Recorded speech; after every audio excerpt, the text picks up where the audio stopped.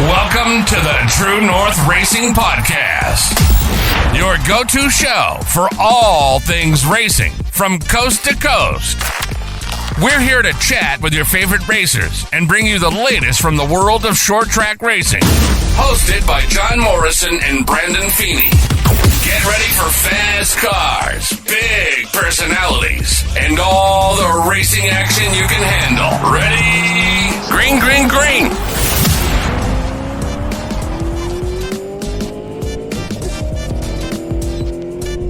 What's up, everyone, and welcome back to a brand new episode of the True North Racing Podcast presented by Driving With Hailey. I'm your host, John Morrison. Joining me, as always, is Brandon. How are you doing today? Apparently, not as confident as you doing the intro. That's an inside joke for everyone that's not laughing at that. But yeah, you were so close to not screwing that one up. But so close, but yet so far. Oh God! We're gonna get you cue cards in the background, buddy. I need something, man. Not even can't have them in the background. I gotta put them up on the screen. I mean, your background, not my background. Yeah, I gotta figure out something here. Hey, I'll just hang them here behind me. Luckily, we know a guy that makes signs and stuff. Yeah, we know a few people like that. But we're back from Sunset Speedway. I would ask how was your day, but I don't know if you really want to talk about it, but that's up to you. I mean, we took the Honda for a spin, literally. I wasn't the worst day comparatively for. I feel that of all the mini stocks that had trouble yesterday, mine's the cheapest to fix. Yeah, but yeah, on the way home cost a lot more money than the racetrack, but it's not a good day to be a right side wheel bearing on anything I own. Just saying. Yeah, clearly. So yesterday we ended up at Sunset Speedway. I was there with the Sutcliffes. You were there by yourself with Charity, just shaking her down. Beautiful looking paint though on the car. Scarrett's really did a good job on it. Oh, he did a beautiful job on that thing. I think he said it had 7 coats of color and 4 coats of clear. Jesus. That dark blue is actually a custom color. He's officially called BP Motorsports Blue. The gray is actually the gray off of my truck. And then the blue is a stock, or the teal like-ish color. It's like a 64 Impala, all metallics. And like, I know it's kind of cloudy yesterday, but once that thing hits in like the bright sunlight, it just all shines, it all pops. It really does. He did a beautiful job, and he's like, I'll do other people's race cars and stuff like that, and cut him a deal and stuff like that. And he goes, they don't all have to be metallic. So he goes, but this one's mine. This is my fun. I enjoy doing it, and a lot less work in a race car than there's a show car, right? Absolutely. Car looked great. Weather wasn't so great. It was cold. What are you talking about? I seen on your Facebook that it was shorts weather when you were. Someone else said it was cold. I know, but I was, because I'm stupid. Because I have this mentality that I shouldn't be wearing pants to the racetrack. But at the same time, I will give kudos to Sunset, like knowing that the opening nights are colder and the closing, they moved their start times up, and then I feel like if I didn't break down the side of the road, I would have been home by 9 o'clock. Yeah, it was nice because I do like their spring and fall schedules at the track where they do start at like a 3 o'clock. Because you're right, it does give us a chance to. You spend an afternoon, you'll spend dinner at the track. But like, I left yesterday just about 5 laps into the Pro Late Model race when Paul Maltese had that suspension issue down there in turn 1 and 2. And I said, you know what? I'm like, I'm just going to head home, get started on uploading footage, just kind of unwind. It was a long day at the track. So I thought, what the hell? I got home just before 8 o'clock last night. Yeah, but you missed half the drama in that late model race. I get it. I'm going to miss stuff, but good news, pedal power was there. Good, exactly. I'll sit down and watch the pedal power video in a little while. And as long as they put it up pretty soon. I don't know. I haven't seen when I saw the junior lates go up already. Yeah. I'm hoping somebody had footage of me saving that mini stock. I just want to know how many times I spun. Because I've heard anything from a full 360 to I did a 1080. So someone somewhere is lying, and I don't remember from Well, inside the car because I just seen wall, grass, wall. you know what you should have remembered to bring with you? New underwear. GoPro mounts. Fun fact is, I was going to use the mount that was beside me, and I found in my truck right before that practice a bag of GoPro mounts. But I'm like, oh, I'll set it up for the first heat race. I don't need a GoPro for practice. Boy, was I wrong. It's almost like I don't need a tow hook in the back of this car this weekend. What's the odds I'm gonna have to be towed off by the back of the car? Answer is 100%. always be prepared. And that's why I always make sure if I'm recording GoPros, shooting with the GoPros, it's gonna be on there. To be fair, though, I did To say the be car was fair, 60% ready. you did. So So now she's back to 50. you, you gave it your best. You gave it the old college try, and it just didn't work out, sadly. Yeah. The only thing that frustrates me is I was just starting to get comfortable in the car where I wanted to push it, and Yeah, that's when the wheel came off. Because I just started like 1 and 2. I went to the corner a little harder than I had all day. I'm like, oh, there's a weird vibration. I'm like, if it does it again at 3 and 4, I'm pulling off, checking the car, figuring it was like a tire rub or something simple. No. But I gotta also huge thanks to like all the teams. I probably had 16 freaking teams offer me parts that unfortunately weren't right. Just because my car's a unicorn. And yeah, I would have been back on track. And then we ended up welding the wheel bearing together, and a bunch of other teams like, just run it like that. Just run. I'm like, if it was a points night, I 100% would have, but it's not my place to ruin someone's championship by me yeah, being an idiot on the first night. Um, and yeah, let's say if I was running for points, or if it was like winner gets a cup ride with Hendrick, oh, I would have done some dumb things yesterday. But after lack of sleep and watching Carol lose her car in an absolutely horrendous wreck on the front straightaway, I'm like, I'm not going to push my luck. I'm going to have an easy night and go home early and get some sleep. Boy, was I wrong. yeah. I'd say so. Yep. Uh, Obviously, we were there with the Sutcliffes. I was there with the Sutcliffes, and so as you know, I got some new gizmos and gadgets over the winter, and I was really excited to try them out. And I think they turned out pretty darn good. I really enjoyed yesterday. We hooked up a microphone to Wyatt Sutcliffe. I was gonna hook it up to Jacob for one practice, but he goes, I don't say anything. So, but Wyatt, Those are the people that talk the most, though. Wyatt goes, I talk a lot. I'm like, you can throw it in my car. I'm like, all right. So we tried it in practice number two, and I just released a video on YouTube while we're recording this of our first and it was just the heat. I have a 3-minute video just from the heat, or from the practice, sorry, from the first practice we tried it with, to see what it would do. You can hear some things are a little sketchy to hear, and that's fine. Like, we're working on how to make this work. But some of the stuff he said was absolutely hysterical, and I can't wait to get into the heats and the feature stuff later on. So during the second practice, I was walking from turn four grandstands back down towards turn one, and he had just come out. Andrea just spawned down there in turn one and two. And so he comes back around. He goes, all he hears on the microphone, all he hears, hi, John. And you see him wave. And then and I saw him wave, and I'm like, oh, he's already passed me. I can't wave to him now. So I waited till he came back around, and I waved to him. He goes, hi, John. Oh, he waved. That's pretty cool.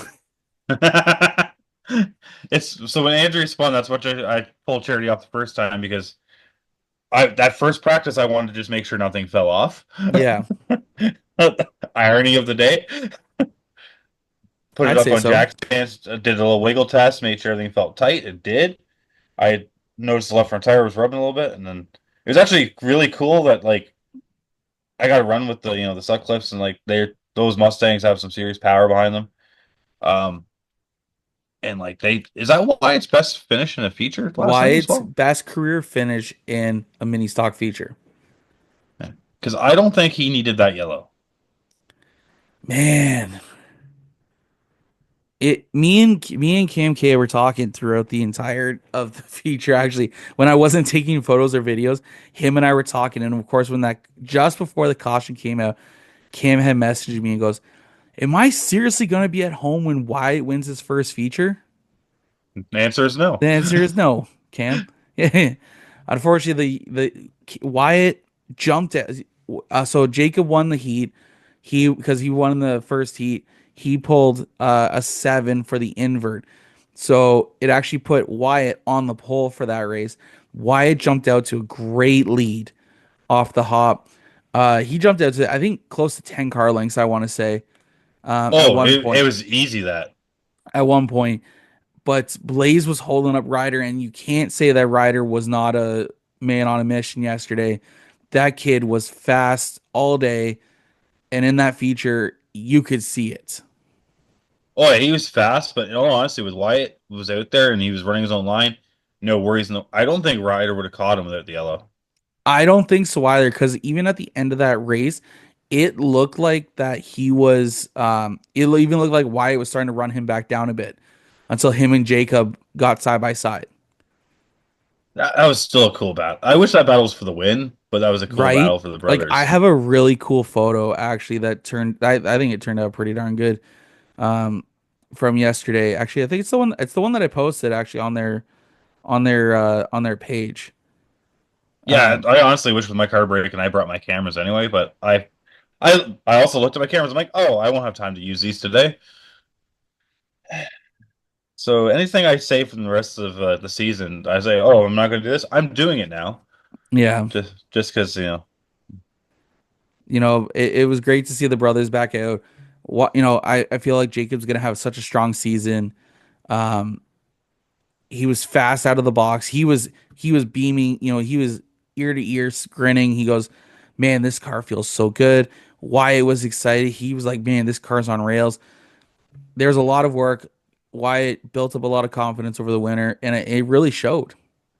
he built up a lot of confidence, and I think he got that little bit of race car maturity from running a bunch of extra shows, like with a lot of good drivers. He like where Jacob last year was a little bit better of a driver, but now I think they're pretty equal with Yeah. very equal cars. So it might be if they keep doing this, it might be both those boys to see who's going to dump who for a championship at the end of the year.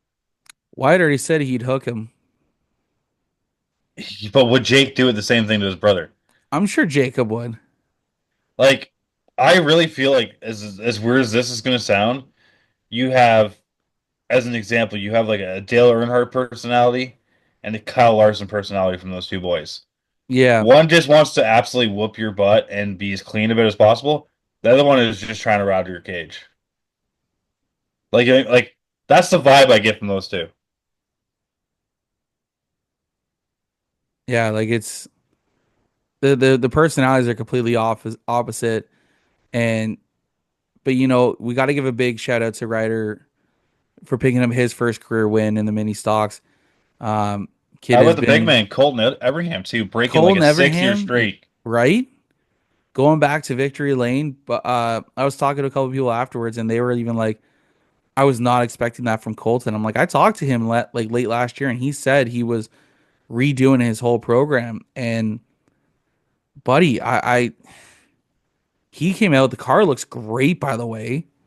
Oh yeah, And then parks it in victory lane for the first night. Man, I was so proud. I Before I left, I had actually seen him up by turn one there, and I went over, shook his head, told him congratulations because like he he shook his head. shook his hand. I said You said hand. head. I said hand. I When you go can't back and reach his listen to damn this, head. so when you go back and listen to this, you said shook his head. I said shook his hand. All right. I know what I said. I said shook his hand. It If you said sounds. shook his head in the It's the way I comments, say stuff. Okay. I know. But people hear Like, head when they're watching this, put it in the comments to let us know who is wrong. Because one of us is wrong, and and it's gonna be Feeney. it's gonna be John. It's like when I could say bathroom, but I can't say room. You said both those properly. No, I didn't. I heard room better than I heard bathroom. It's bathroom, and then I say room. It sounds like a revving noise. Well, that's because you like race cars. Where are you going? Vroom. Uh, so who got the feature win for the late models yesterday?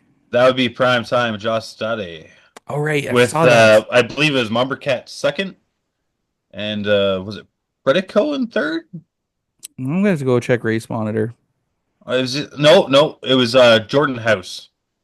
House That is a he strong driver. Actually, here it Yeah, we says got Stoddy House Shaw.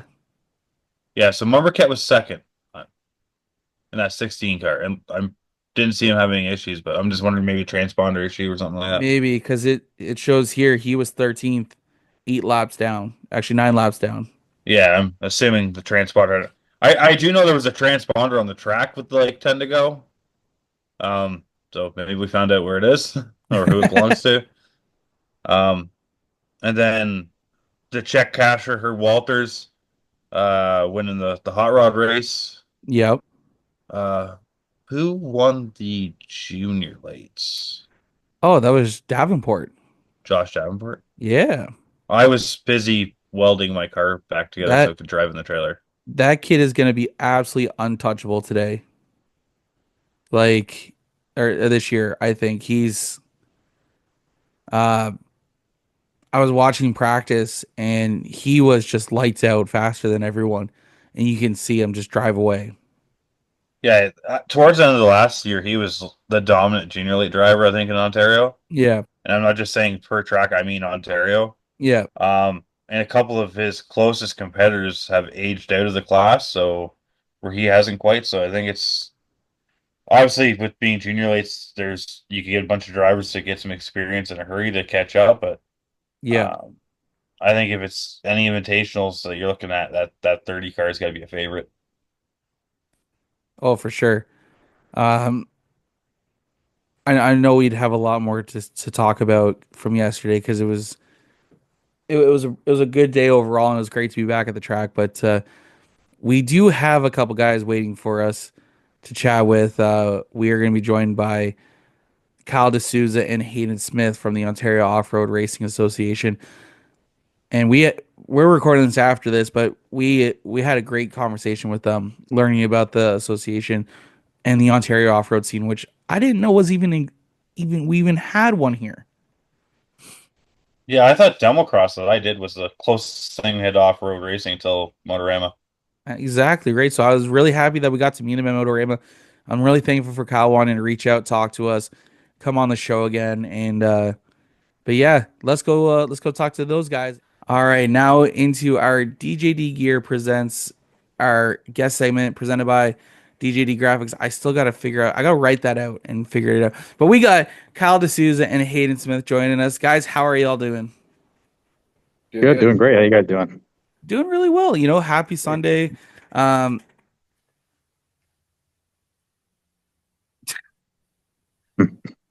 guess we're checking out the lawnmower today. Um, but how are y'all doing? How's the off season been going? We chatted. We met each other at Motorama. We talked a little bit there. But how you guys been for the last couple months? Well, we've been good. Getting ready for race season coming up in about 3 weeks. Sounds good. It's good. You season coming up. Feeney, take over for a second. I gotta go close my window. Okay. All right. So you have your season starting here in a couple weeks, you said. Obviously, those are your beautiful beasts behind you there. Yeah. Most of our fans here are oval track racers. Why don't you explain the difference between an oval car, like what you work on with your teammate or coworker or whatever Zach is, compared to one of these beautiful off-road beasts behind you? Well, they're like Kyle said, they're pretty much a mix between MX bikes and oval cars, right? But a little bit of a twist. Oval cars is on to go left, where it jumps and a little bit of everything mixed into one condition. You got a little more info for us there, Kyle? Yeah, just like what Hayden said, it adds a different aspect to it, right? So as much as circle track's pretty cool, and we're a fan of all types of motorsports, off-road just adds different aspects with the whoop sections, changing track conditions, kind of like dirt circle track, right? Depending on wet or if you get a blue groove conditions, right? Setting up the vehicles for that stuff. So it just adds different aspects, and it's, you're door to door. It's we almost encourage contact in our sport, so it's that adds an excitement level as well, which is cool to watch and fun to race around. But respectfully, always walk that line between full on pitting the guy and putting your door on him. But yeah, that's kind of the short part of off road compared to like a circle track style racing.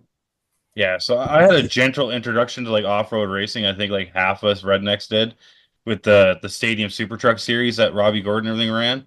And then you had like your guys' version of that. So like that was like the let's get the rednecks interested into the off-road stuff with the NASCAR fans, like you know what I mean? And it's like, oh, what do you mean you guys race at Crandon and you guys do like way better stuff than what they're showing on TV? Yeah, yeah. There's a saying in our world, they keep calling it the best kept secret motorsport just because we love it so much. But yeah, that Crandon you mentioned, it's kind of like our Daytona 500 for our sport. So it's obviously not as big as NASCAR, but to us it is. It's pretty huge. Like you got 60,000 people show up to the small town of only like 1,200 people.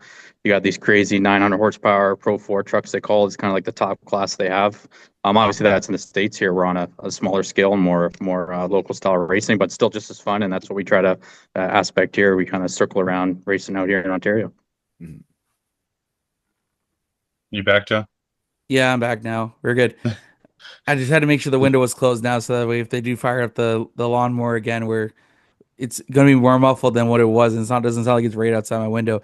Um, but I can't remember. I didn't catch a lot, but did you guys cover what the Ontario Off-Road Racing Association is, or no? Not yet. Just asked about the cars. All right, let's talk about that. How about that? So tell us, guys, what is the Ontario Off-Road Racing Association about? I'll let Kyle take that one off first. Yeah, yeah, no He's problem. very Yeah, yeah. copyrighted. Yeah. So Terra Alpha Racing, it's we do short course off road. So like we're quickly explaining there, it's kind of like dirt bike and sprint car racing, a little bit of everything kind of mixed into one. It's pretty exciting. It got everything from changing track conditions to big jumps to whoop sections to chicanes to tight turns, and it's pretty exciting stuff. So our club is represents that sports. We have a wide range of classes. We represent from a few different truck classes to a few different buggy classes. And yeah, so we're out here just promoting the sport and hopefully get some more years and stuff like that, some eyes on it. And that's my little 5-second spiel on the club. Yeah, pretty much nails it. Yeah. I didn't know that we had this in Ontario, and like Feeney said, I've seen the Super Truck series that Robbie Gordon ran. Thought that was so cool. Always want to see it. And again, Lucas Oil on the Edge, they had stuff like that all the time. And it's just like that is something I've never seen in person, and I don't know what it is about it that just like makes me like go like that is something that's really interesting. But like you said, when you're a fan of motorsports, you may not like everything, but you like certain aspects of it. And I think that's exactly what it is, because you're right. It's dirt bikes and sprint cars essentially on crack cocaine, because you guys are doing jumps. Sprint cars inadvertently do jumps. You guys purposely do jumps, and there's nothing wrong with that. But like for you guys, like I need to know a little bit more about these vehicles, because first of all, they look absolutely badass. Hayden's got a couple of buggies there in his background, and they look absolutely amazing. I could see some of the work there on the green chassis that's behind you. Yeah. And though it looks, it looks just like to me, it's like just like a stock car. Bunch of bars come together, make it look beautiful, and that's exactly what it looks like to me. So for these guys, I gotta know, your motors are not in the front; they're in the rear, correct? For our buggies, yeah, they're rear engine. Okay, so essentially, it's like okay. So I'm gonna sound really stupid, and I know Fiend's gonna probably say it as well, and that's fine. So essentially, it's like a rear wheel drive, but it's like a front wheel drive style. I mean, if you put it in the way, yeah, it's got a transaxle like a front wheel drive car would have, but everything's located in the back. So yeah, rear wheel drive, right? But Yeah, they're based off of old Beetles. So it's essentially you take a Beetle base, chop yeah, the cab off it, and put a tube chassis on top of it, and 1600 powered. So what you're saying is they're basically Porsches, because a Porsche is just a Yeah. chopped up Beetle. Yeah, no. So my car runs 930 axles out of a Porsche. So yeah, they're just hyped up Porsches if you look at it in a sense. But Heck most of yeah, them, and that's just one of the two classes. Like Hayden's stepping up into the big buggy class this year, so I'm sure yeah. he'd be Oh, happy to tell you a little bit about that. Hope I'm not breaking the news on it, but No, you're good. No, Yeah, no. he said Yeah, on the last one that he's moving up. yeah. oh, right on. Yeah, yeah. Oh, sweet. Yeah, yeah, yeah. So the Hayden, I'm sure you can explain to the guys like the difference between a 1-2 car and a 10 and stuff like that. I'm sure Well, people love the to hear one about it. twos and the tens are just more. It's more power and wider chassis, right? There's for the most part, the cage is the same. It just wider beam, or sometimes the newer cars have ARM front ends. It all depends on how serious and how much money you want to spend. okay. Heck yeah. So I got, I had something on the tip of my tongue and I can't remember what it is now. But for Dr. Kyle, what? Pepper. Probably no. I haven't had Dr. Pepper yet today. Maybe that's why I'm a little delusional. Um, but Kyle, what's before I got to get back to Hayden on my question for you there, bud. But give me a couple seconds to remember. Kyle, what kind of vehicle do you drive in the series? Yeah, I run a class 7 truck, so it's kind of like a mini stock relative to like short or circle track racing. So they're four bangers. You're allowed to do some. They're like Ranger size, S10 size trucks. You're allowed to do some mild suspension stuff modifications, but it's more of like a budget friendly class. And then if I can expand on other truck classes too, we got like the limited truck class. So they used to have what they call the class 4, which is a limited 4-wheel drive. So those things are pretty wicked. And then they also have a class 8, which is a limited 2-wheel drive. So those are again those between those two are their full tube chassis, one off, top of the line built motors. And then you also have your class 3s, which is like a more of a stock base 4-wheel drive truck. So and then we also got what is that? I can't remember the number for the stock-based 2-wheel drive classes, but those ones are pretty cool. I'd love to eventually step up into limited truck class just because the numbers aren't super high at the moment, so they all kind of come into one class. But it's pretty exciting. You got everything from square body Chevys to a couple guys with Broncos out there. We have a couple guys come a couple times a year with like pro level trucks. So that Crandon we talked about. So it's pretty exciting to watch that wide variety of trucks out there racing. That's awesome. Like, sorry, Fiona, you had something to say?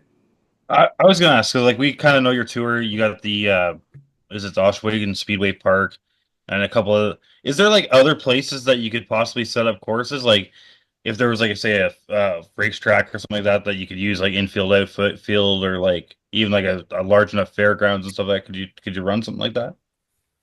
Yeah, yeah, Yeah, definitely. I think from what I've been doing it for a while, they've used to run at the Oswego Speedway. Like they would do like dirt track, especially, right? You can do like an infield outfield setup. So if you ever run at like a circle track, that's something we definitely be open to doing down the road for dirt tracks, doing a support race or something like that. But yeah, definitely a variety of places we could run at for sure.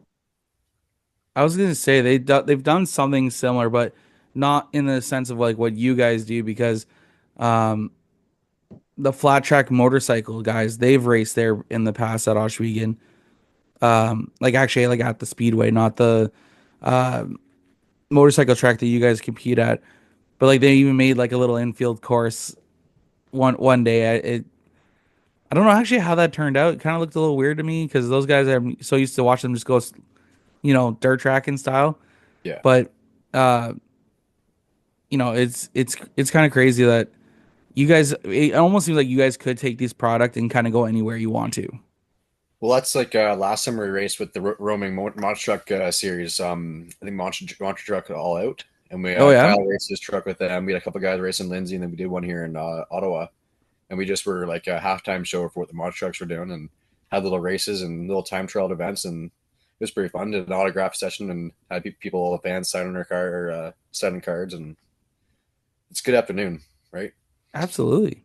Mm. Like I like it when you guys got stuff like that. Like even though you may not be the main event, you guys could become the main event because then you get to eyeballs on your guys' series as well. Yeah, And that's what you want. You guys want to expand. You want to showcase your product. And again, like I said, the fact that I didn't know that we even had this in Ontario up until Motorama says a lot about how much I really knew. yeah. Well, like Kyle But said, it's best kept secret. it really is. And again, you guys it's a great product that you guys can put on, and it's we talked about it in Motorama. It's a great family atmosphere. your wives, your kids all come. You're there for 2 days, and you're gone camping. Yeah. You're not going home. You're gone camping for the weekend. You'll go camping with a little bit of racing. Sounds like a great weekend to me. Let's say people go camping, go boating for the weekend. We go camping and bring race cars and have fun with all our friends. Ain't nothing wrong with that. Exactly. If you're looking for a good weekend with the boys, I know a couple of events we do. It's Wheels of Churning, it's called. It's a pretty rowdy weekend. So if you're looking for somewhere to cut loose for the weekend, we go there 3 times a year because they do 3 events, and it's a good time. They got burnout contests and all that stuff going on. So if you're looking for good redneck time, it's a good one to come out to. Good redneck time. Yeah, it's I like looking at your guys' schedule. It's everything's all dual day events. So Yeah. do you guys just run all your heats on one day and then kind of do your features on the one day, or how does that kind of work out for you guys?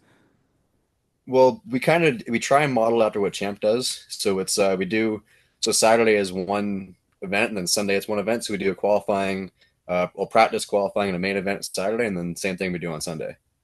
Okay. Yeah. So that's pretty cool. So how will you guys talk to us a little bit about the different tracks you guys go to and where they're located, if you guys can help us out with this? Well, North Augusta, it's actually close to me. It's in Brockville. It's north. They're called North Augusta Motorsports Park, or the Wheels of Churn is the events they call it. It's 45 minutes outside Ottawa. I think 10, 15 minutes outside Brockville, and it's a shorter track. Okay. But like Kyle was saying, it's got a big event around it with like burnout things and pull contests, sand drags for the ATVs. There's an open mud pit. There's a kind of a little bit of everything for everybody to do. So Yeah, there and then we mentioned Eagles Nest last weekend, so it's a fairly new. We've only had the track for a few years, but it's part of the motorsports park there, the dirt bike racing. So that's my personal favorite, just because it's got some cool undulations. It's our longest one we race at, but slowly working on building the event because it's our own. It's not an event we're invited out to. So that would be cool to grow over time. And then where's our last one? Oh, hardcore off-road event in Bancroft. That one's pretty wild. So they got the mega trucks and all that stuff. That's a very well put together event. They have concerts in the evening and stuff like that. So you can come camp out for the weekend with the family or friends and all that stuff. And it's a pretty cool event too. yeah, it's kind of like a tame event of Brockville, right? Yeah, definitely. Yeah. Now, for both of you guys competing in this series or in this association, where are your hopes for the Ontario off-road scene to go? How big do you guys want to see this end up for you guys? Kyle, you first. Sure. Yeah. I mean, it'd be cool to just keep a healthy number of each class. We're not looking to be, the Canadian Pinty series, nothing crazy like that. But I think we have a good healthy number in both our classes. And we already got a decent schedule. We got a 6-round weekend schedule, so that's 12 races in a series. So it's as long as we have enough. Big thing is growing numbers. So we're out there spreading the word and hopefully get some people that interested. But if we have a good handful, 5 to 10 people each class every weekend coming out, I think that'd be pretty cool. But the main thing is just slow growth, right? We're out here spreading the word and hopefully get people interested. And as time goes on, we'll see what happens. But that's where some place I would like to see it, right? And time will tell and all that and how it goes. But obviously, hopes are high for the sport and everything. And we'll see what it takes. But that's where my head's at. Where it'd be cool to be. Yeah, no, exactly. Yeah, like we've already past few years we have been on a pretty good upwards kind of spiral. So if we can just continue the momentum and get a bit more fat tears out every race and more people involved, and then seeing what we can do, right? And more involvement and eyes we have on us, and more people get involved in actually racing cars with us, and the better and bigger it gets.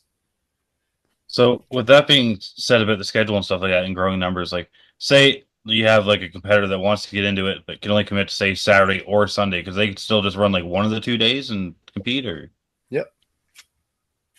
no problem at all.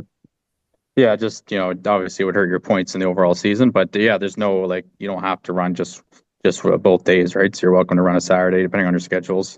I have some conflicting dates on some of the races at the end of the year, so I'm gonna be able to race a Saturday or Sunday. So you're more than welcome to come for the 1-day events if you want, for sure. Now, where can people find? Sorry, Feeney, go ahead. Oh, no, I was agreeing with what he was saying there. Oh. um, so where can people find these vehicles to compete in? Because you know, I think they'd be a blast to do, and I'm sure there's a lot of people who would be interested in hopping behind the wheel of this. And I know Feeney would love to just raise his hand over there because we know he would. Um, where can we find chassis like this, or the vehicles to come out and compete? Where can we find them? Your best bet's probably on our Facebook page. A lot of them get shared through our online and internally if everybody kind of knows the club. You can find them marketplace and like other like online like Race Desert and places like that. But local ones, your best bet would be on our Facebook page. Okay. Yeah, that would be OORA Talk Online. It's like our, I guess, the members group, but we let pretty much anybody join. It's not just for club members, but yeah, that would be the best place. Like Hayden said, usually you'll find a lot of good stuff for sale, the odd thing on Facebook Marketplace. So say somebody like me like bought like a car or a truck that we wanted to build into our own truck to start joining the series, because like a lot of people like to build their own stuff. Where do we find the rules, and like what kind of build are we looking for to like get into like the starter class? And like if you build a truck for the entry level class, can you like slowly upgrade it to like move up? Is like Yeah, for sure. You definitely could. I mean, or depending on what you want to run. So for me, because I got more knowledge in the truck stuff, you could technically take a Ford Ranger and just build the basic cage and run a fairly stock suspension in with a four banger and run Class 7 for a few years, and then build it up a bigger suspension if you can fit a V8 in it and make it a limited truck class. So you could definitely keep that chassis for years on end and grow with it. It's not something you'd have to sell and get rid of. I'm currently working on building a new 7 myself right now, so with the hopes of maybe potentially putting a V8 in it down the road, building the chassis fairly big enough to fit everything in it. But yeah, it's pretty open. Most of our rules you can find for each class would be on our website. Would be your best bet. So they got everything from, like I said, my Class 7M, they call it now, or you can even run like a Class 9.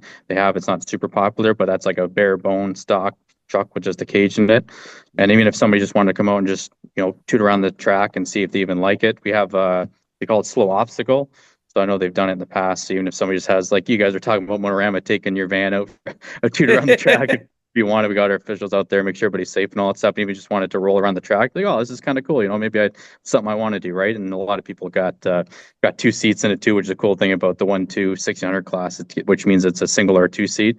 So you can throw a buddy in there, or the Pacific another. You can do it as a couples team, which is pretty cool. And some of the other bigger truck class even got 2 seats in it too, which makes it pretty exciting. Yeah, it kind of differentiates us the most racing. So it's, as long as you obviously got the appropriate safety equipment and all that stuff, we're more than welcome to jump in and go for a try and go for a passenger ride. Yeah, exactly. Let's see here. I got to go back to the schedule now. Because he says that, but he won't be a passenger with me. This is shenanigans. Well, okay, so June 28th and 29th, you guys are in near Oswego at Eagle's Nest. Mm-hmm. I might be able to hit up the Saturday because Jacqueline's working. Well, there you go. Yeah, come on out. And then he can't get told no either. Exactly. It's not that I get told no. I like to say no. Yeah. That's apparently my favorite word, according to my wife. So, but no, I think it would be a lot of cool. I think it'd be a lot of fun to go out and test drive, just to see what it's like, because it's one of those things like not a lot of people get a chance to go in and go hop into a ride like that and just to experience it. Yeah. I think it'd be nuts. It's the whole experience. Definitely. Yeah, I'd love to have you guys out for sure.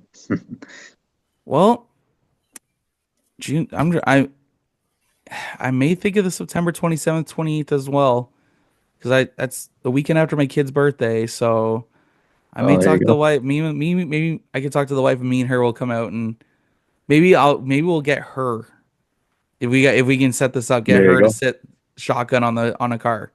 Yeah, sounds like a plan. But don't tell her that they're going to go normal speed. Yeah, just be like, oh, it's just a ride along. Yeah, just a little ride along. Just a test lap. Just a free lap. Don't worry about it. Don't worry. No. Trust me. She wants to be in a freaking sprint car.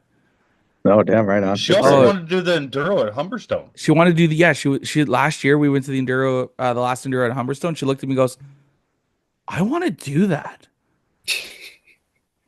Why not though? Oh, Let her. But oh, man. John messages me this after I watched a Dodge Ram drive through a full-size RV attached to a Malibu and almost land in a cornfield.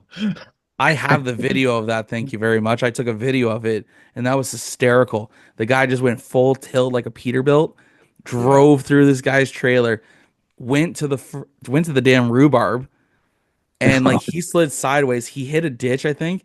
You see the truck go all the way onto its side, and then just boom, right back onto four wheels. Holy crap.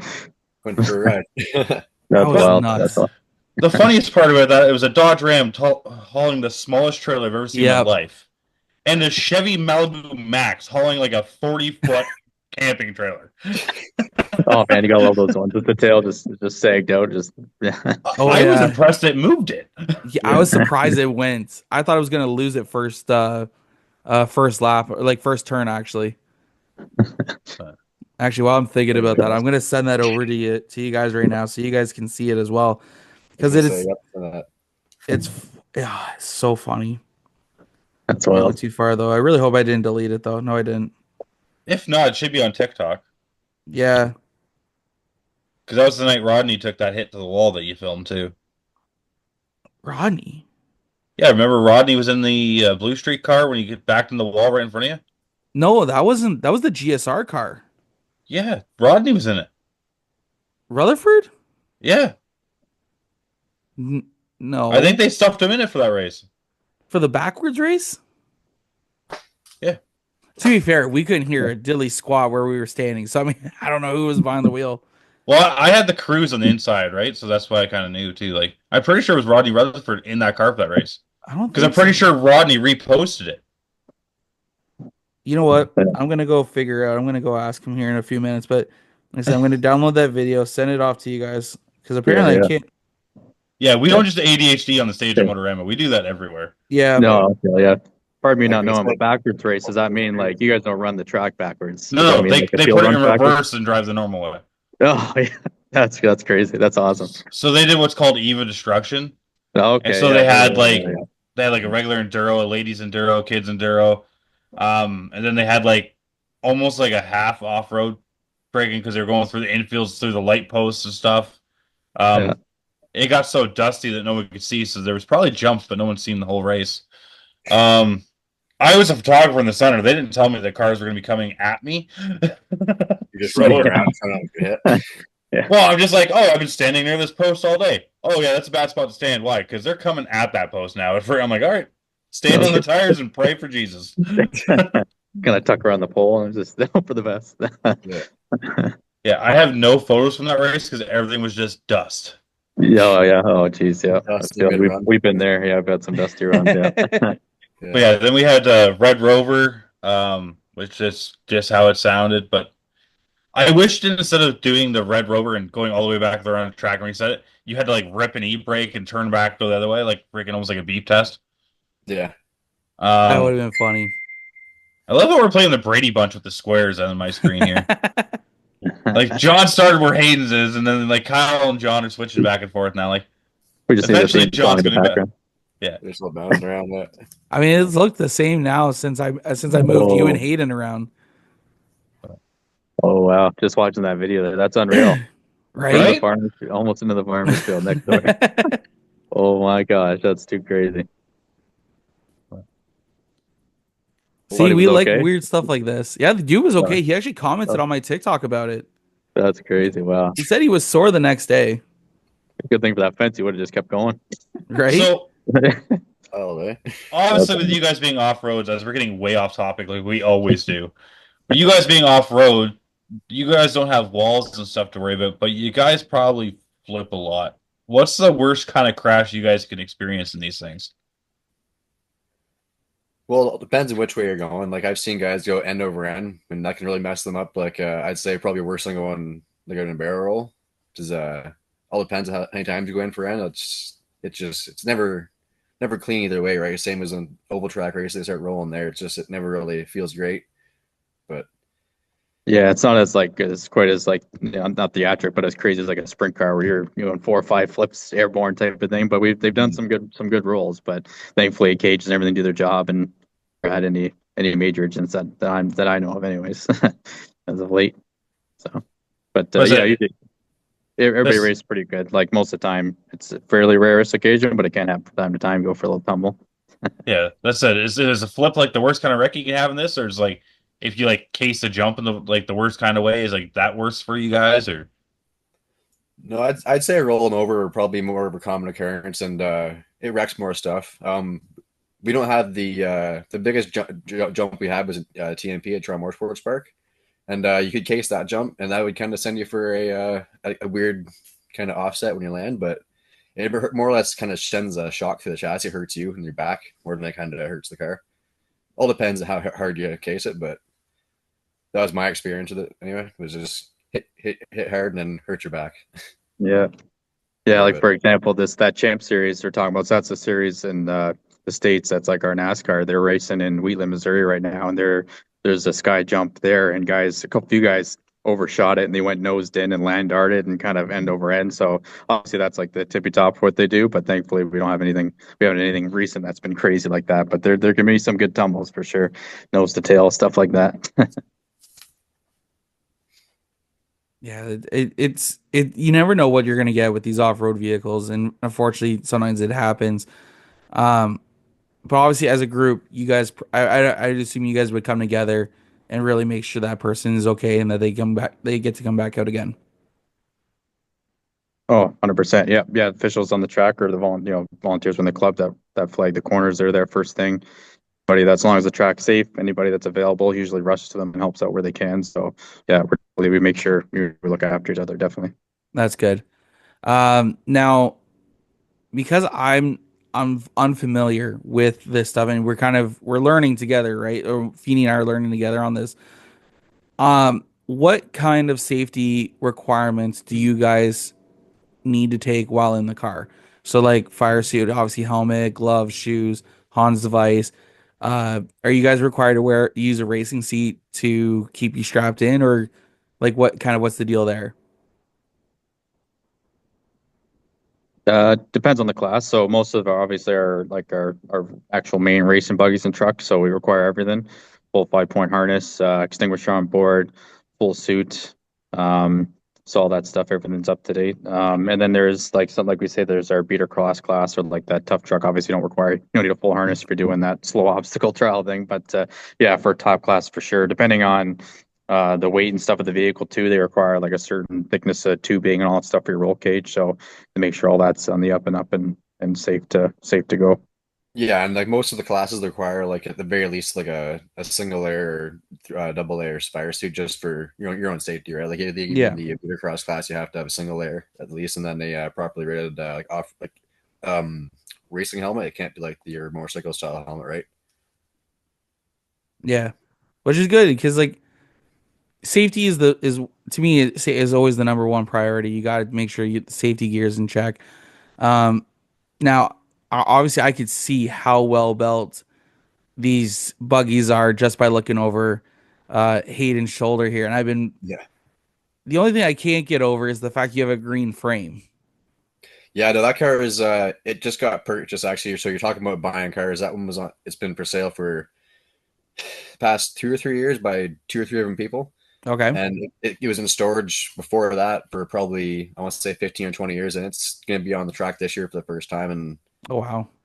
a few years. I can't remember the last time it actually raced, but it was a local racer, and then he ended up putting it on a shelf, and it's sat in the storage for a long time. Please tell me you're gonna paint that frame though, because you can't have good luck in green. No, What do it's not my car. I'm just prepping it for a guy, but yeah, Oh, you can okay. paint it black after it's done. Wait. What do you have against green chassis? I was, Because I was they're gonna say, ugly. I'm not gonna say my truck's green. Green is bad luck. Yeah.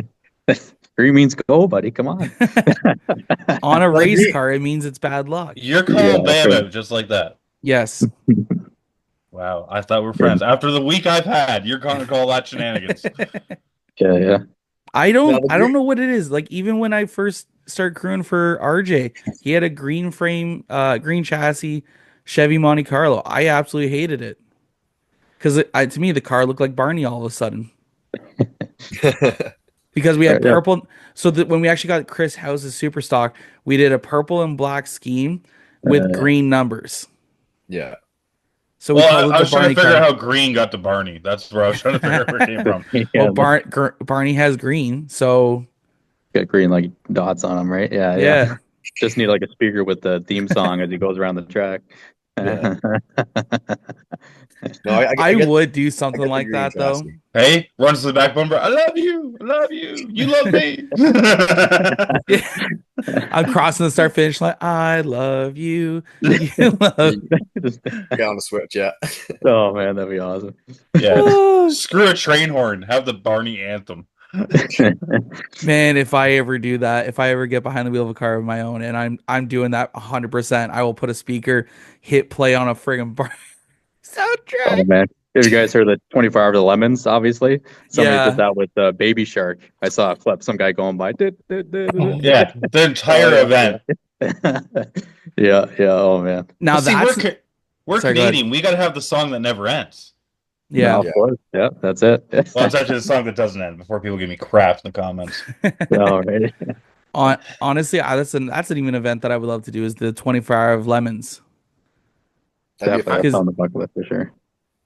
Now, have you ever guys thought of doing an endurance race, something similar like that, or no? Because We like had an that to me idea that would when we be had- interesting. We had an idea when we had track in Shannonville, but we didn't get enough interest in it as a group. But it was talked about by a couple of us. But it'd be something we'd definitely look into because it'd be a lot of fun. It would be interesting. Very, yeah. All right, because I'm not fully awake right now. 24 Hours of Lemons is the one you had to bring a $500 car before the safety gear, but you can bribe the officials to have a better car, right? Pretty much. Okay, Yeah. I just want to make sure I was in the right series.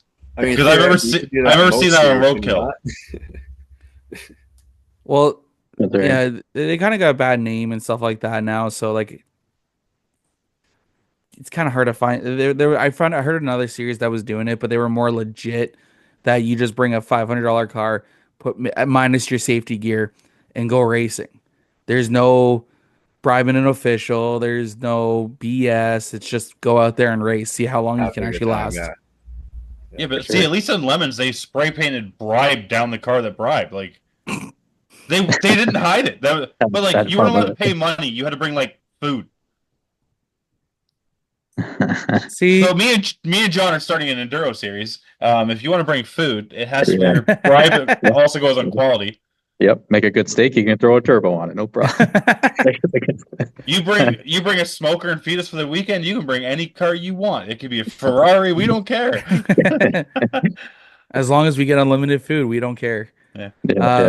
But back to the off-road stuff. I do want to know how each of you guys got into it because it does seem one of those like niche series that like you have to kind of like be brought to show it and you're like, I fell in love with it. How did you guys end up falling in love with the off-road scene? First go. No, it's all good. After you, buddy. I'll let you start. Well, my dad used to race trucks back in the I think it was the 90s. He Okay. with the Ontario Off Racing Series. He took me every race since I was a kid. I went down to Kyle said Crandon for the big race there with Steve McCross and his team as a kid. Went around collecting panels and signatures for all the drivers as a kid and kind of makes you involved in all the pits and everybody racing, right? And then I got older, kind of fell out of it. And then recently my buddy Stu tells me he races buggies. Couldn't find a racer for his car. I was like, hey, you want to come race and see how it's like? And then from there on, I've been just hooked on racing since then. That's been the past kind of every summer of my life, the past 6 or 7 years now. That's all Okay. right. And how about you, Kyle? Yeah, for myself, similar thing. My grew up around the sport a little bit. So dad used to race a class some as well. So it's kind of cool racing the same class he used to run, and he used to crew for the St. Gentleman Steam Crossing in the States, the big races. So kind of Hayden and I actually grew up around each other a little bit. Same thing with Steve's daughter Nicole. She races. She's got her own limited truck, so she's a pretty good driver too. But yeah, we kind of grew up in the States and just got the hook and the itch for it. And just in motorsports in general, I've always been a massive fan of pretty much everything I watch, everything from Formula One to NASCAR and everything in between. So I did a bit of karting and stuff in high school on my own bill, so that was pretty fun. And then kind of got out for a few years, and then went back to Crandon or not went back, but went back to Crandon as an adult a few years ago, and just kind of got the itch again. I was like, you know what, just went out to a race at the end of the year a couple years ago and rode along with actually Steve there and his Bronco. He does a lot of desert races now, but he brings out to the odd race here and there, and that was it. I was hooked. I had to get a truck. I had to get into it. So it's been in the dust ever since. So yeah. So the goal for myself is just keep running the Class 7 for a couple more years. Maybe jump up to a big truck in the limited class eventually. But yeah, it's been a ton of fun. It's been a blast getting into it. Yeah, That's like good. Kyle was saying, this year I'm making the jump into Class 10 hopefully, and you can see how that treats me this year. So, what is the difference between the class you're running now and a Class 10? For the Class 1-2, it's 1600 base buggy only, engine only. Okay. Class 10s are open the engine options up a little more, to like Ecotechs, 4AGs from a Corolla, things like that, and the cars themselves are wider. So Okay. a little more suspension options, longer travel, stuff like that. Now, where can you guys find the parts to put on these things and the tires? Because like obviously, like again, I'm not much into the sport, but I love watching you guys. But I got to know how and where you guys are able to get your parts from. Buggy stuff's hard to get. It's out of the States more or less because like it's all kind of buggy specific, Volkswagen kind of stuff like that. The truck stuff's a little more easy to get, as Kyle can kind of inform me there on that one. But Yeah, depending on what class you're on and what type of truck. But for myself, for Class 7, because it's like a Ranger S10 based truck, so most of the stuff is fairly accessible. So if you need parts for spares and stuff like that, you can find a guy parting out trucks and stuff like that. So that's definitely helpful. So if you get into like the limited stuff, the fully one-off tube stuff, then you're making jigs and parts yourself. But for the more budget-friendly things, it can make it a little bit easier for sure for finding spares and things like that. So what kind of do you guys have like any YouTube videos and stuff that are up from drivers or like people that stream or like places we can watch? Andrew Gossel has a good. We can send you the links there for that. He has a good YouTube channel. There's a couple of guys on YouTube that film it. Nicole McCrossan takes all of our pictures, and she has them all posted on, like Kyle was saying, the OORA Facebook talk page. And then both mine and Kyle's like Instagram and Facebook have a bunch of little videos and clips of what we do. Yeah, I think Andrew's page is called Dirty Dreams Racing, and then there's also another gentleman by the name of oh gosh, I feel bad. Road History. So cool, you can see there is videos from when they raced Dash Week and leave way back. So they actually used to call it Score Canada back in the day. So I'm still trying to understand the history and stuff of everything. I'm racing around here, but it was actually had a lot of it was fairly big back then. But yeah, so there's a few cool spots you can kind of check out the racing if you want to check it out before you come check us out in person. Because John knows the same guy I know with a certain drone. I'm not going to say who he is because I don't know. But I think that he'd put some really good footage out there for you guys if he came down to one of your guys' events. I was thinking about trying to find somebody to come be a drone pilot for one of our events this year and get some some good chase footage. We know a guy. He did our go-kart race there for the Jomo Media charity race that we did here at Volt Raceway. Yeah. He does all the stuff for G-Force. Abby is probably one of the better drone pilots I've seen. I just thought about how cool it would be to like have a drone chase you guys around the track, because it's one thing on oval, but like to like the jumps where you're getting closer and farther from the drone, I think that'd be like really cool footage. Yeah. John's probably yelling at me now. No, what I'm doing is I'm actually grabbing his profile from TikTok and I'm gonna send it over to them. Aerial Performance Media. Yeah, there's guys that film them in the States there for the Champ Series, and it's cool. And they go over the jumps, the trucks get like with a couple inches of the drone, and they just drop back down on the track. So, have you guys seen the Hot Rod series in Ontario, the Oscar Hot Rod series? That's what you run, is it not? The modified looking thing? No, that's my modified. The hot rods are like the old school looking like 60s and 70s Like cars. the Chargers, Okay, yeah, Challengers. they're I haven't seen them in yeah. person, but Yeah. I've seen cool pictures. Those are badass looking cars. Yeah. Oh yeah. So Billy Zardo had a Super B that this guy flew the drone through the wing under caution and then back up. No That's way. cool. That's Like- all. That's really cool. And I believe he's local to probably Eagles Nest there. He probably, maybe set you up if we can hook you guys up and give you some cool footage and stuff like that. Yeah, that'd, pretty cool. that'd be really Right. good. I just sent you guys. Wasn't able to send a link, but I did screenshot his profile and send it to you guys so you guys can go take a look as well. Sweet, thanks. No worries. Yeah, he does great stuff. Honestly, like watching him work is just unreal. Like when I end up going to Oswego, I will sit up in the grandstands and sometimes I will just watch the drone. I will forget about the racing and just watch him. Well, the best part is because they got that big screen now in the middle of Watch Weekend and they show the drone footage. You can see the drone footage while you're watching the race. Yeah, That's awesome. Wow, that's cool, wild. yeah. There's lots of cool things going on. Moving forward though, 2025 season, you guys are set. You got your races set. Where can people find you guys on Facebook and on social media in general? So that way they could follow you guys along, come out to a race and check you guys out in person. Where can they find you guys? Yeah, you can find us on Tear Alpha Racing on Facebook and Instagram and TikTok as well. And then our website at OORA.ca. So yeah, we're trying and put some more content and stuff out there this year during the races what we can. And yeah, it should be exciting stuff. So check us out there, and we'd happy to have anybody out that will come some sweet off-road racing. Yeah. The club has TikTok, they have Instagram, all that. You just Ontario Off Road Racing, it's pretty easy to find. Then each one of our drivers most has their own Instagram page. You go off follow individual drivers. We're also pretty much attached to all that. That's awesome. That's the way it should be. You guys should I like it when guys like yourselves really also promote and talk about your other drivers, because I'm not naming names, but there's a lot of tracks that don't do that. But that's what we need to see more of is the associations, clubs, series, tracks talk about their drivers, because yeah, you can have a series, but if you don't have the drivers to make the series, you don't have a series. Exactly, yeah. Right? You got to talk about the product that's making you a product to put out to the masses, and I do like seeing that. I like hearing about it. So, I would tip my cap to you, but my headphones in the way. But I tip my cap to you guys though for able to talk about your guys' other drivers, and also make sure they're all being promoted as well.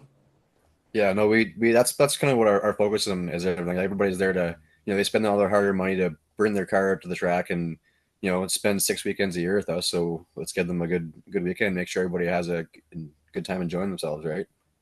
Absolutely. But before we let you guys go though, we talked about the Ontario Off-Road Racing Association. I want you guys to give us in your own words why someone should come on out and check out you guys. We said it in Motorama, and I know we did. We kind of hyping it up.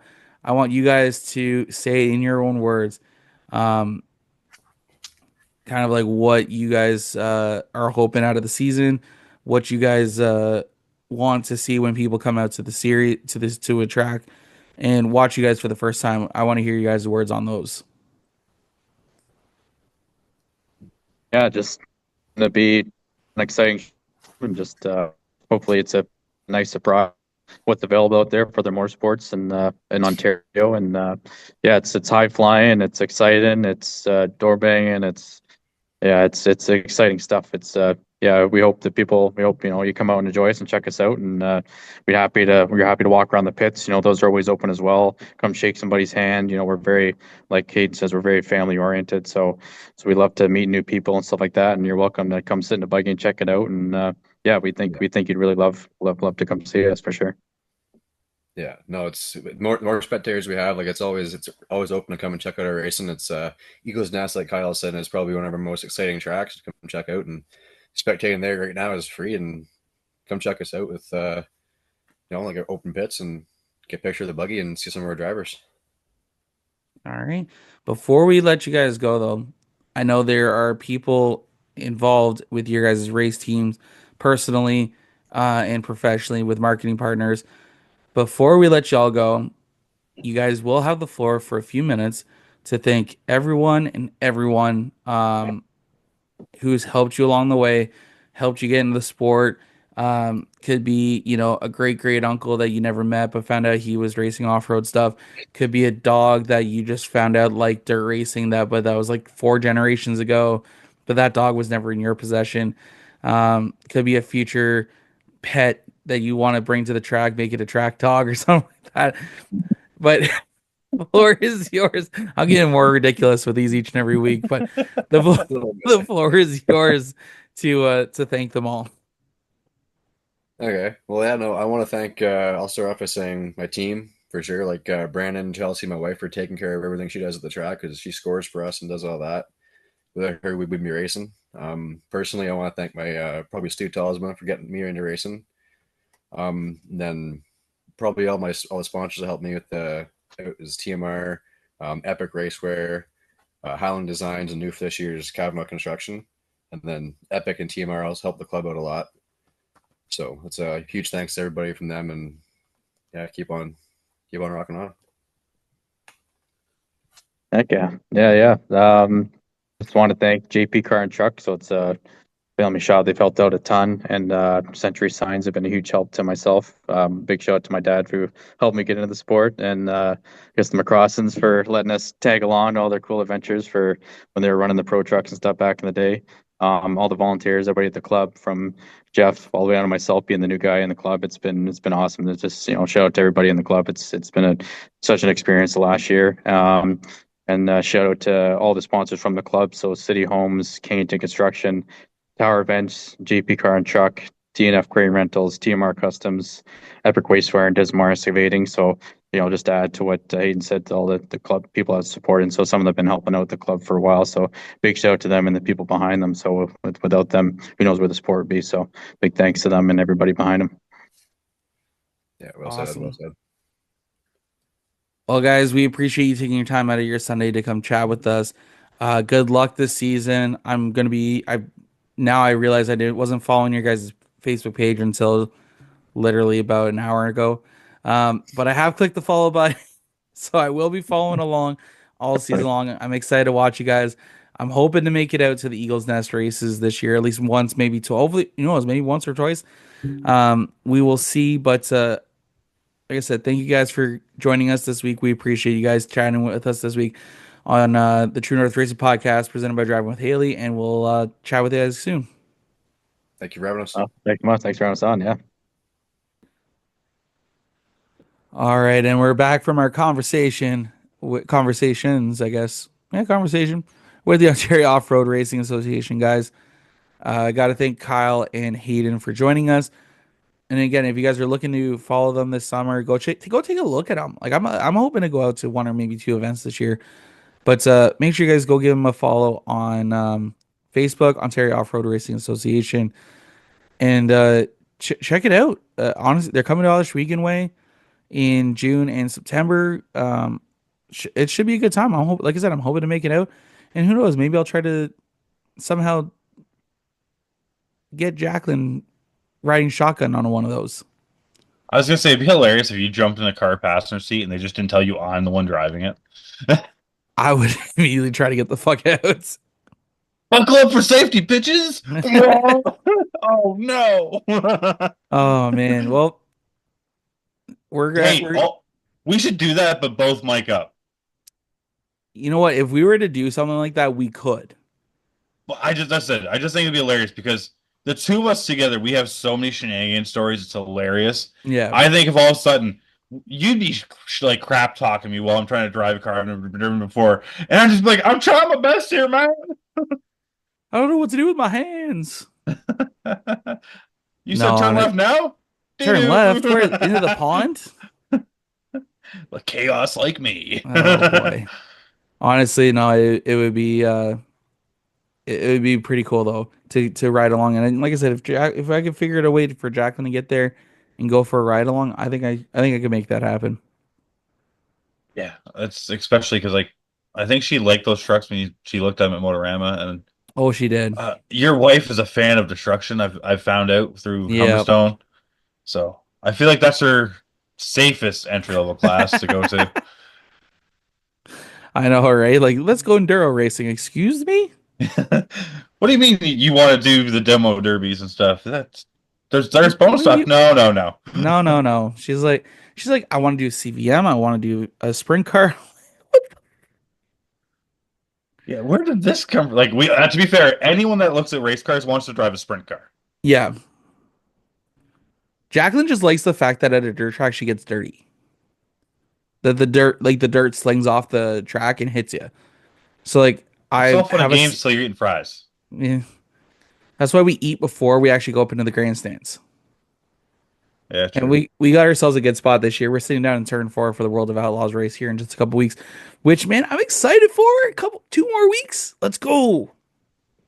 I'm still debating whether I can make that schedule or not Yeah. because I know Clinton has extended photography privileges and stuff this year as well for me as well, and I think it'd be badass to get to shoot some of the most badass cars in the well, not even province, the world. That I was gonna say in the entirety of North America. And but at the same time, it's like if I go shoot those cars, I'm really gonna want one. I've already Yeah. found one on Facebook Marketplace. It's $6,000. It's turnkey, and I'm like, I could sell blood. Oh, Jesus Christ. But like that's honestly, the like problem with sprint cars. Like they look you so do much some fun, sketchy, you do sketchy things to own one. right? So It's crazy, but this weekend more tracks are opening up. Peterborough Speedway opens up for the first time for practice day. Oswego opens up Friday night to kick off their 28th season. that I sounds think it close. is. I think 28th season this year. I think Brighton gets a Varney, redo of opening night. Brighton gets a redo of opening night because they rained out on Saturday. I think Full Throttle has practice again. They had practice this past weekend as well. And then at 1 week Thursday, guys, we got the World of Outlaws coming to Oswego Speedway for a Thursday show. I will be in attendance. Jacqueline and I will be going. Um, I'm so pumped for it. I promise that I didn't promise her. I promised myself that if the World of Outlaws ever came back to Oswego, I would be the first in line to buy tickets. Were you the first? Probably not, but I was pretty darn close. I think I was on vacation when they dropped them. I think you were because I think you're like, "Are you coming?" I'm like, "On your vacation? No." No. But afterwards, like as soon as I got home, like I purchased 3 tickets. I'm like, I don't care. I'm like, do you want to go? She goes, yeah. I'm like, okay. I'm like, do you want to see your sister? I asked Jacqueline, do you want to see if your sister wants to go? Okay. Yeah. Okay. I bought 3 tickets. I'm like, if we're going, we're going. Like, I'm not. Yeah, I'm going. It's whether you're coming with me. Yeah. Exactly. But I'm off this weekend from going to a racetrack for Mother's Day weekend. I'm not going to a racetrack, but I will be May 17th. I will be at Peterborough Speedway for opening night, hanging out with Corey Horn and the Horn Racing team. Um, that'll be a fun night, I think, to shoot some content. Of course, it's free admission at the track for grandstands. Fan appreciation night is happening that night as well. Racing gets underway at 5 o'clock. Make sure you guys get out. Go support your local short track. We got lots in the province, and they're all going to need our help here to stay afloat. And with fan appreciation, man, Feeney, you know what it's like. What is opening night at Peterborough Speedway like? It is just a blast. Honestly, opening night is one of the best nights of the year. You get to see everyone you've basically missed for the off season. You get to see some of the young fans that you have kind of growing up. Especially like I raced there now 10 years, and there's kids like, oh, I rode in your car for like the first ever kids ride, and like now they're like the size of me. I'm like, you know what I mean? You get those stories like year after year, and like it's like I said, it's free, and Yeah. like it's that house should be packed in 2 weeks. And like I said, they usually bring in almost every class we got, so we have a full card. With the intermissions, usually about an hour long. All the drivers are handing out candy, autograph cards. Yeah. It's essentially Halloween, all the way down the straightaway.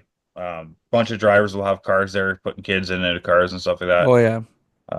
Unfortunately, I won't be there until late, as I'm working that weekend with Simon Charbonneau doing the overall pit stops and the crewing of the NASCAR Canada Series race. So, but I'm hoping. I'm getting messages as we're recording that my ringer driver for that night might actually provide some parts to help me put Charity back together so he can drive her. Awesome. So hopefully that my car will be out there and Charity will be out there, and I'll have to try to make some hero cards out there through Jomo Media. And yeah, it's race season, which means if you guys are looking for hero cards or anything like that, I work by myself, and I can also outsource them to 2 other artists who do killer jobs as well. So do not hesitate to reach out. I got no issues pushing them up the ladder because I know where my skills are at compared to theirs. They went to school with it. I did not. So I could do a decent one. But again, if you guys are looking for one, you could do a really good one. They can do a great one. I do like a decent like beginner. So yeah, if you guys are looking for hero cards, driver resumes, or athlete resumes is what we're calling them now. Marketing proposals, anything like that, anything to help market you as a driver, we're able to help with. Contact us today at Joe Media Promotions to see how we can help for you. But Feeney, it is just about that time, man. I got to get going because in about less than 30 minutes, I got to go do the driver's seat. As always, buddy, it's a pleasure having you on. Make sure you guys follow Joe Media Promotions on Facebook, Instagram, TikTok, YouTube, and www. I think there's 4 W's. Well, www.jomomedia.ca to stay up to date. We're going to be updating that all day long while I'm going to be the producer over on the other show. Make sure you guys also follow Brandon Feeney at Beefy Motorsports on Facebook and Instagram to stay up to all the date that's going on with Charity and BAM as they are about to embark on a busy 2025 season. You have anything else you want to say before we head out, man? No, nothing much I'm going to add. Just hope to see everyone at the racetrack in the next coming months. And once again, if you need help with stuff, don't, I got to thank, other drivers for helping me, but like other drivers will help other drivers, and let's grow the community some more. Yeah, man. Sounds good. All right. Well, we're going to get out of here. Have a great night, man. Yeah, we'll see you guys all the next time on the True North Racing Podcast presented by Driving with Hailey. See you guys. Night. Thanks for tuning in to the True North Racing Podcast. Be sure to follow us on social media for more racing content and updates. You can find Jomo Media and Promotions on Facebook, Instagram, TikTok, and at jomomedia.ca. Until next time, keep your engines running and your belts tight.